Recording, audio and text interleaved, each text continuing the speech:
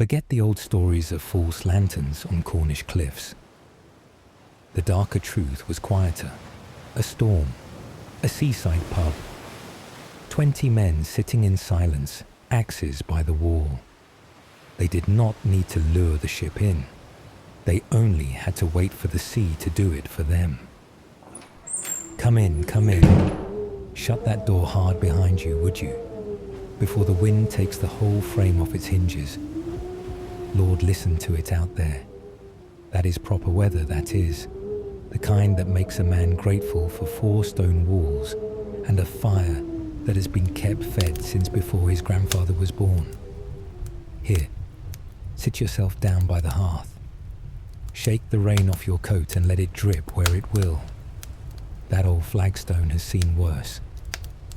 Give me a moment. I have just the thing for a night like this.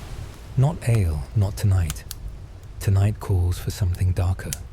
Something that remembers the sea. There, a proper measure of rum.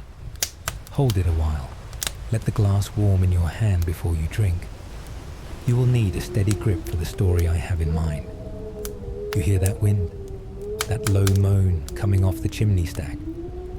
That is the same wind that used to blow along the Cornish coast 250 years ago. Same ocean beyond it. Same rocks waiting. And on a night like this, in a pub not unlike this one, there would have been a very particular kind of quiet. Not the quiet of a respectable house at bedtime. Not the quiet of a chapel. A different quiet altogether.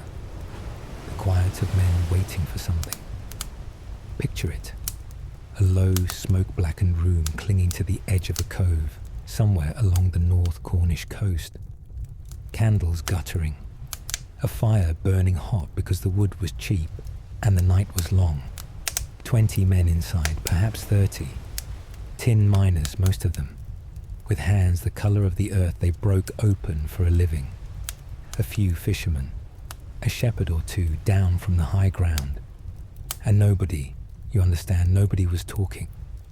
They were listening past the rain on the shutters, past the howl in the chimney, past the slow creak of the roof timbers shifting in the gale.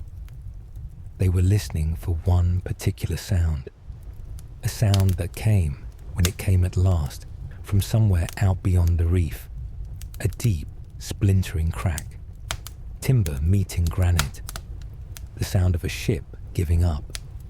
And when that sound came, those men would rise from their benches without a word spoken between them, take up the coiled ropes and the grappling hooks and the broad-bladed axes that had been resting innocently against the wainscoting all evening, and they would walk down to the shingle. Now, you have heard the old tales. Bloodthirsty mobs on the cliff tops, tying lanterns to the tails of donkeys, dancing in the surf like devils. That is what the Victorians wanted you to believe. It made for a very fine novel. But the historical picture is darker than that, and a good deal quieter. Perhaps the true terror was not the mob at all, but the silence around it. Take a sip of that rum. Go on. You see, the men in that pub had a word for what they were doing. They did not call it theft. They called it providence. God's grace, some of them said. The notion being that when a merchant vessel foundered on the reef, her cargo of silks and wine and raw cotton was not the property of some wealthy company in London. It was a gift from the Almighty to the poor of the parish, delivered on the tide. And who were they, humble men, to refuse what God had sent them? It is a very comforting theology when you live hard and eat thin, and your children go barefoot through the winter. But there was a cruelty inside that comfort. An old coastal belief, rooted in the wreck laws of earlier centuries, held that if a single living soul crawled out of a wreck, so the story went, even a ship's cat dragged alive onto the shingle could complicate the claim. Worst case was if the village got nothing. Nothing but a salvage fee and a long, expensive wrangle with the magistrates. Do you see what I am telling you? In the cold logic of that law, a survivor could become an inconvenience. A freezing, half-drowned sailor, clawing his way up the shingle with the Atlantic still in his lungs, looking for a door, looking for a lamp, looking for mercy. He was not, in that moment, a man. He was a threat to the winter provisions of an entire village, and the pub, with its warm glow spilling out across the wet cobbles, would have looked to him like deliverance itself. Hold that thought a moment. Let me put another log on. There, that is better. Now, drink your rum, and I will tell you what happened on the nights the ships came in. Right, where was I? Ah, yes. The nights the ships came in. You have to understand first how the whole thing worked, because it was not chaos, whatever the novels tell you. It was not a rabble. It was a system. A clean, quiet, practiced system that ran on one thing and one thing only. The absolute unbroken silence of every soul who lived within a mile of the shore. There was a law along that coast older than anything Parliament could write down. Ask nothing.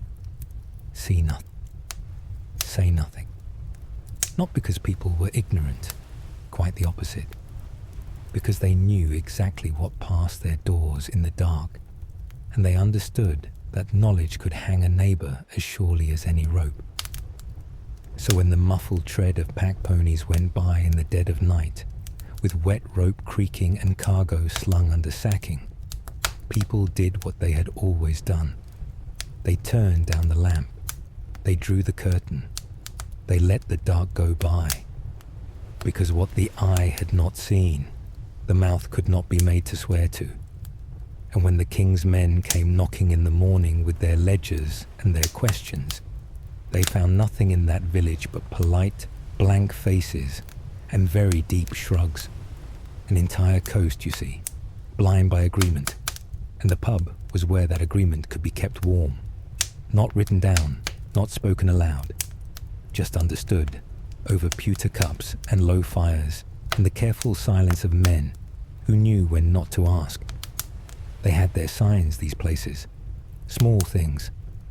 A shutter left unlatched, swinging and banging in the gale.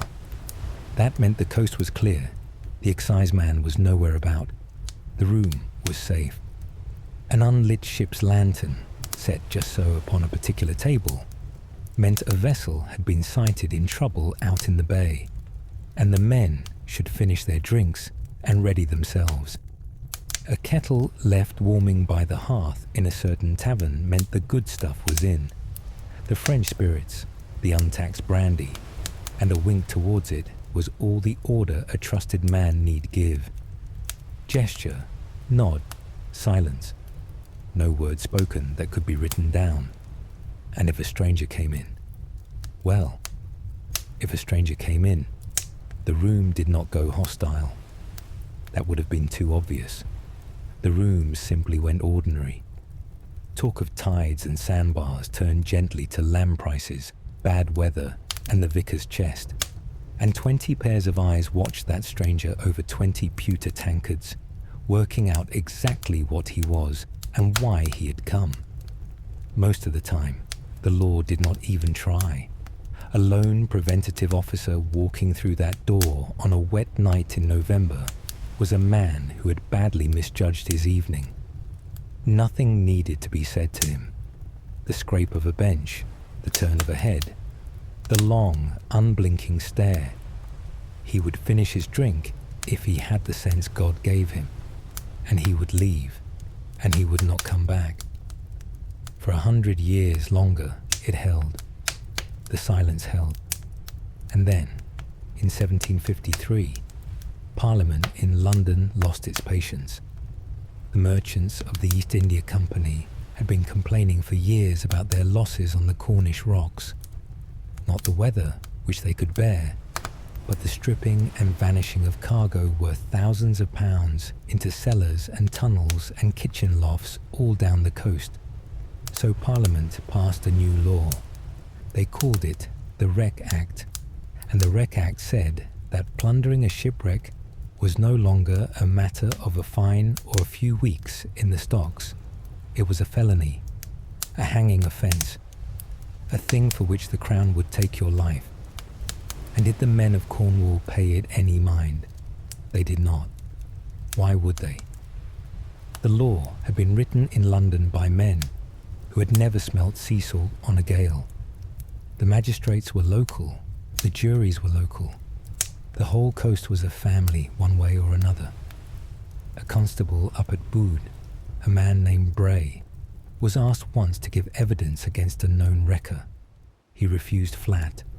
I would not, he said, appear against him to be the causer of hanging a man, not for all the world. And so the silence held on. 14 more years it held, until the summer of 1767. In August of that year, a French merchant vessel, the L'Adaldiz, Captain Julian Masson commanding, was driven hard onto the rocks at a place called Crackington Haven. The wind took her and the reef finished her, and within the hour the whole district was coming down off the cliffs. 100 souls, perhaps more, men, women, children, down the goat paths with sacks and ropes and axes in their hands. And here is where the hubris showed. They had grown too confident, you see. Too many winters of impunity. Too many windfalls gone unpunished.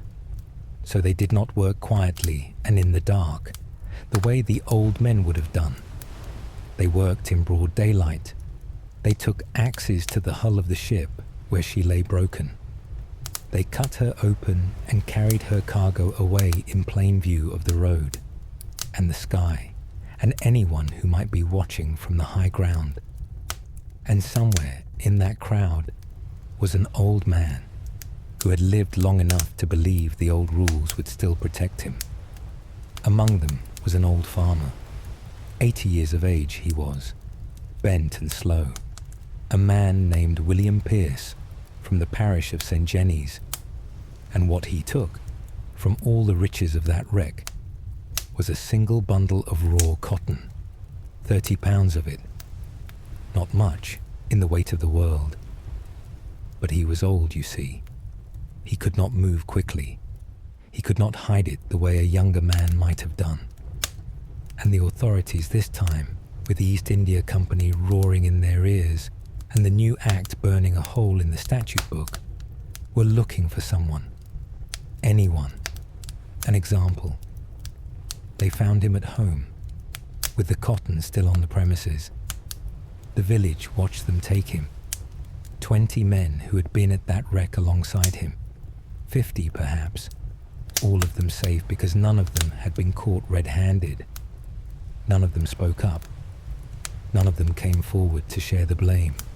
The shield of silence, which had protected every soul on that coast for 100 years, held firm around all of them, and left William Pierce standing quite alone inside it.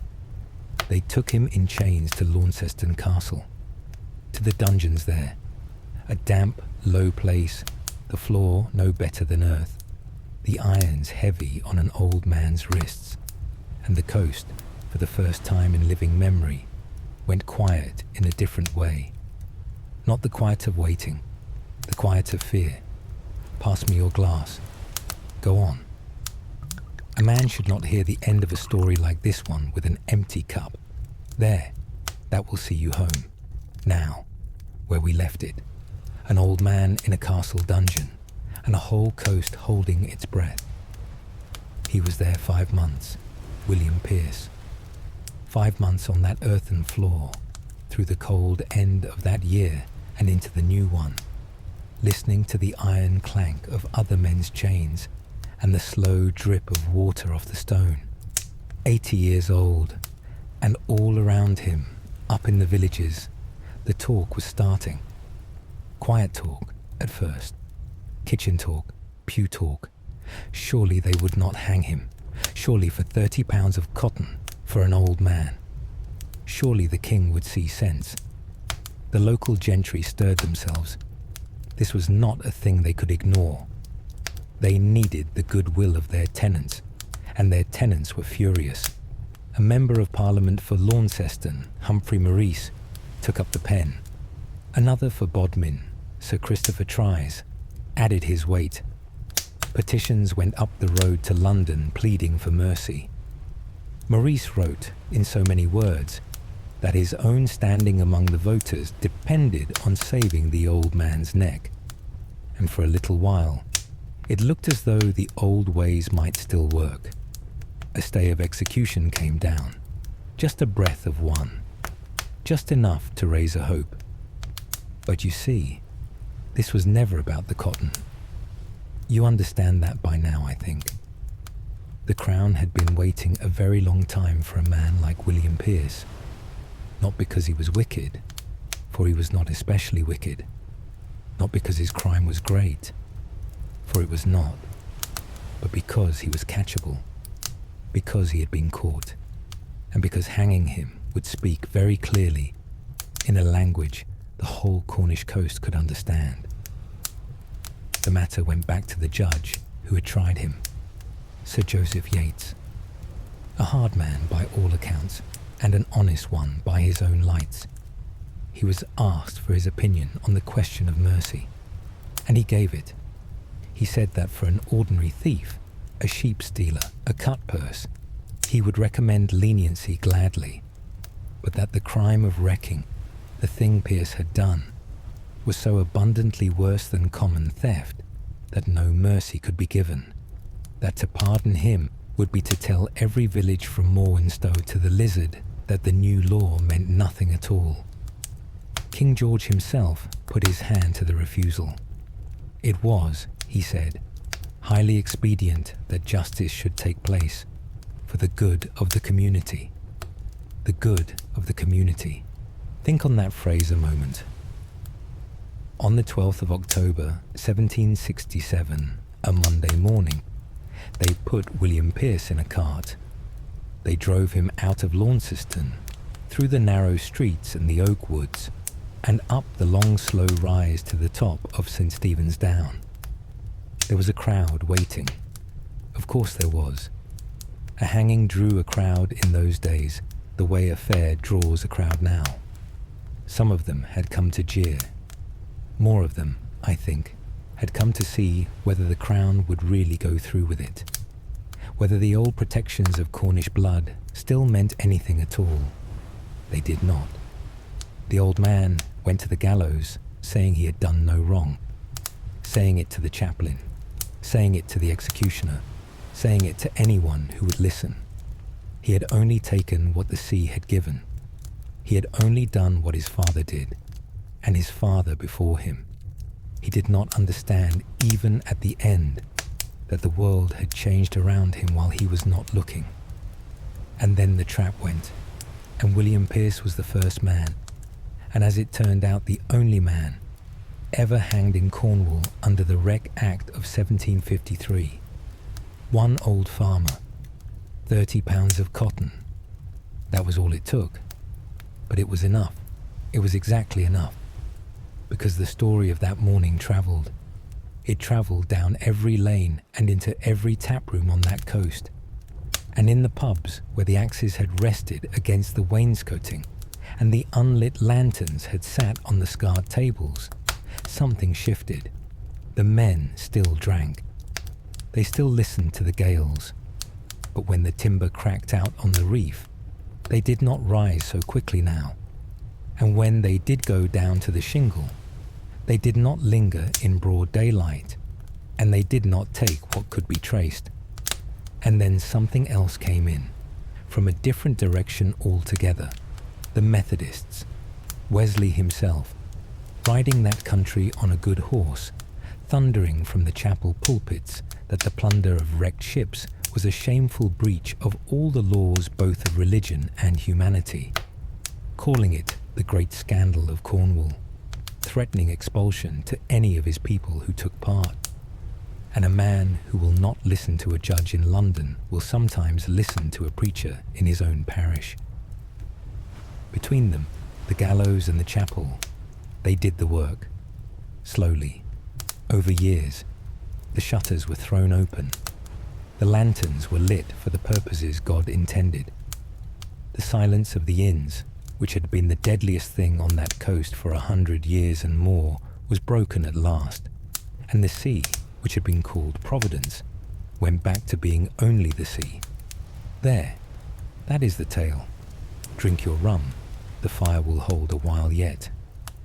But mark this, before you go back out into the weather. Every community has a silence in it somewhere, a thing that everyone knows and nobody says, a wall that everyone has agreed to watch, and those silences are not always wicked. Sometimes they are only old and tired and carried on by people who have forgotten why they started carrying them in the first place. The trouble is, somebody always pays for them in the end, and it is not usually the man who deserves to. To William Pierce then, 80 years old, and hanged for a bundle of cotton, and to every man and woman who turned their face to the wall while he was taken, and lived to a quiet old age, and never said a word about it to anyone. The sea gives, the sea takes, and what is done on the shingle in the dark is remembered a long time after the tide has come. In and wash the shingle clean. Safe home, traveller. Mind the wind on the path. You've been listening to British Pub Lore. Mind how you go.